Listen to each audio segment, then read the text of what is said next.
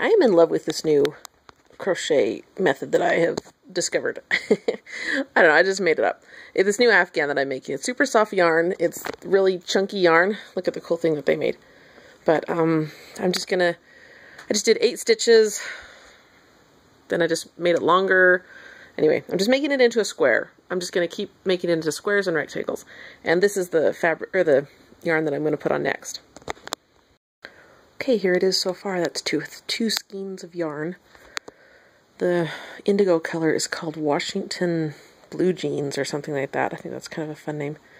This is some Tennessee green, or I can't remember, Kentucky something. Anyway, so I'm going to keep going. I'm just going to keep making it more and more square, and hopefully it'll be about the size of my bed when I get all done. So I'm not sure how I feel about this Afghan so far. It reminds me of a sweater that I wore in 1994. I'm going to put another cream strip up there by the green one, and then I think I'm going to start with some strips of color on the ends next. I don't know. It'll be interesting to see how it turns out. Okay, so my 1994 inspired Afghan, I don't care for it. I don't know what it is. It's just, it's a weird shape. I'm not sure what's going on. So I started taking it apart, and I'm making this one instead. And what I'm doing here is I started with a square, and then I just started doing 3 rows on each side, back and forth. And it looks a little ski-wampus. I don't know.